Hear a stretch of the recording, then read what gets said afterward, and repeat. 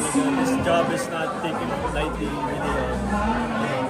The work you have to put in during the taping days and even before the taping days, it's all preparation talaga. How you do that is all different for each and every one of us. Andres, enjoy ka ba sa ginagawa mo na to? Talaga? Enjoy talaga.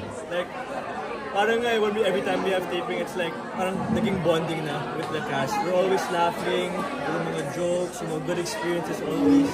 As compared before from your, more private life, di ba? Hindi mo din namimiss yung ganong time. Paano mo rin nababalanse pala? Hindi naman po kasi for me, I enjoy working talaga. Now that I'm getting busier every day, I'm doing more work, I'm really more grateful about that. Instead of course, I miss having the private life. There are some things that I have to sacrifice, but gusto ko talaga magtrabaho ko. Anong mga advice ng mga parents mo? Pagdating sa pag-arte, anong advice ng aga? Wala naman. Usually just be yourself, and sinasabi nila sa akin na, the effort that you put into this will show if you really give it your all. Kaya I always try to give it my best, especially for this project. This is really a blessing. Andres, nakita ko kasi dito sa Mutya. Kumbaga, parang heartthrob, yung mga gano'n, di ba?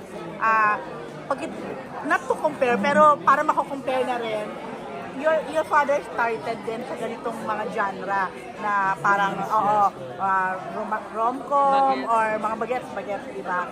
Have you watched those films na okay? Then meron bang advice ni daddy mo? Dahil dito siya nagsimula And sa advice tungkol sa mga yung ganito, yeah. You have to make pakilig and everything. Well, not really. He doesn't really give me advice in terms of the pakilig. Ang sinasabi niya lang sa akin na pag nandyan ka na, feel mo talaga yung moment. That's when you know na if it feels good or not. Happy ka sa mga ganyan, yung mga kilig-kilig na sure, role? Sure. Talaga? Naniwala ka sa mga love teams? Sorry po? Do you believe in love teams? Do I believe? Yeah, sure. Yes, I believe in love teams. There's a lot of great love teams that click very well in this country. They work very well together. The chemistry is already there. So. Are you single now?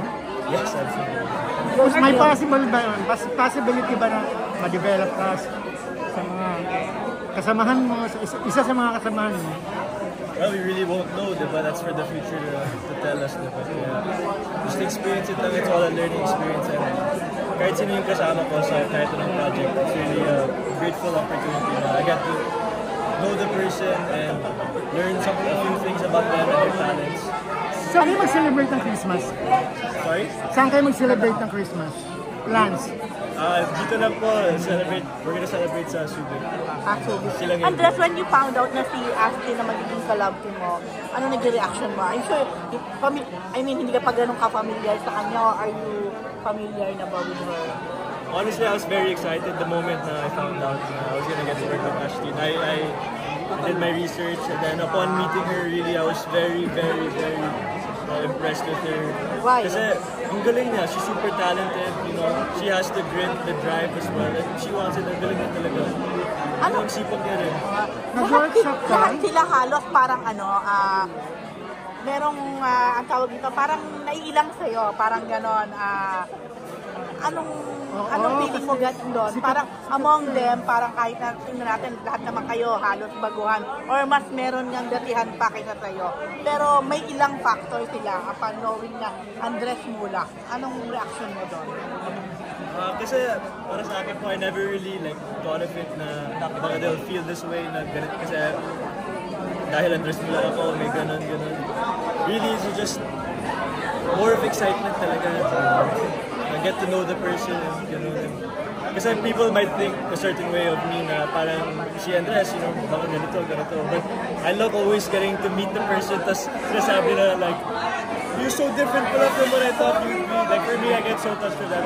Kasi Andres, nung una ka namin nakausap, medyo hindi ka pa ganun kagaling magtagalog. Kumusta yung improvement from day one na nag-meet tayo nung pinakilala ka ng Viva? Well, feeling ko nga yung Tagalog ko nag-improve dahil sa experiences ko lang, diba? Tapos with the cast, lahat kami nagtatagalog. even at home, she tattayan na sila nagtatagalog sa akin. So Tagalog na, Tagalog ka na talaga. kinakausap Para mo. masanay din ako, diba? But, yun nga, it's just learning talaga. Tinaaral ko talaga araw-araw. Para hindi mo dito. Pero medyo nag-improve ka na kumpara nung una na talagang... Wala talaga. Andres, since my experience Okay, content shoot lang po sa likod.